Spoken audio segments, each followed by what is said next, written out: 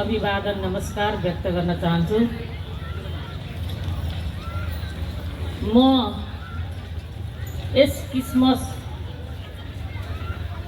कार्यक्रममा त्यति त म अब आफू पनि नभइराखेर त्यति गहिरो चाहिँ म जान्दिनँ हैन। र म पहिलो पटक नभनौँ, पहिलो हाम्रो यो जनहित क्लबमा पनि यसरी नै एउटा तपाईको यो आफ्नो आफ्नो ग्रुप हुँदो रहेछ। त्यसमा एक ग्रुपले त्यहाँ गर्नुभएको थियो र त्यसमा म अतिथि गएको थिएँ। यो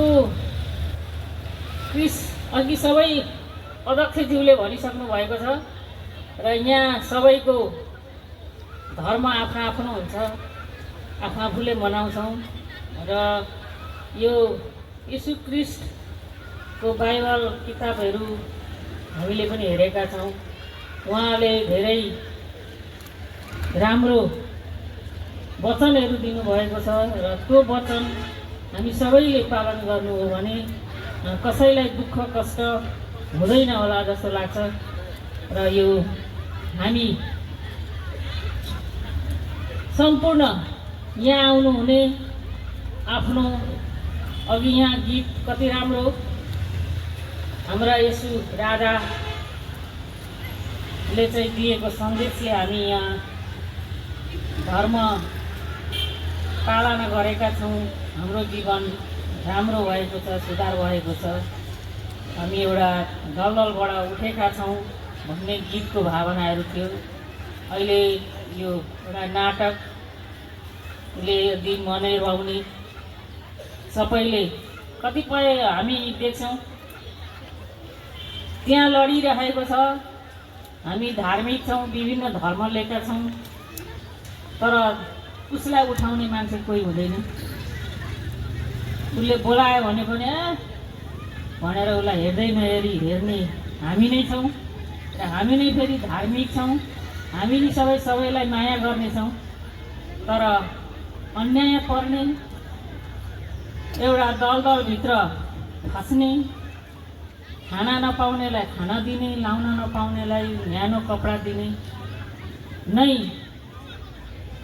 धर्म हो जस्तो लाग्छ। या उसले अहिले त्यत्रो गुहार माग्दा म गर्न सक्दिनँ भनेर हिँड्नुभयो। एकजना आएर गीत मात्रै गाएर जानुभयो र अर्को आएर उहाँलाई उद्धार गर्नुभयो। सबै बोझ म बोकिदिन्छु यसरी बहिनीलाई सहायता गरेर जानुभयो। र यसले सबै यसु ख्रीष्टले नै सबैको उद्धार गर्नुहुन्छ भन्ने एउटा सन्देश दिन्छ जस्तो लाग्छ मलाई। र यहाँ अब धेरै कुरा भनिरहनु भन्दा सम्पूर्ण यो वृहत क्रिसमस मनाउन आउनुहुनेलाई धेरै धेरै शुभकामना दिन चाहन्छु। यो यीशु ख्रीष्ट राजाले सबैको कल्याण गर्नुहोस्, सबैलाई दया धर्म गरेर उद्धार गर्नुहोस्, दुखी पीडितलाई उद्धार गर्नुहोस् भन्ने कुराहरू गर्दै यहाँहरूको धर्मप्रति सबै लागुन् यसलाई चाहिँ आज प्रचार गर्नुभयो। पहिलोपल्टै होला यहाँ यसरी गरेको दि जस्तो मलाई लाग्छ कि म नआएको पनि हुनसक्छु र गर्नुहोस् भन्ने कुराहरू गर्दै र यहाँ हाम्रो यो अब यो जय मसीह परमेश्वरले सबैको दुःख हरण गरून्, कल्याण गरून् भन्ने कुराहरू गर्दै म बिदा हुन चाहन्छु। धन्यवाद, नमस्कार।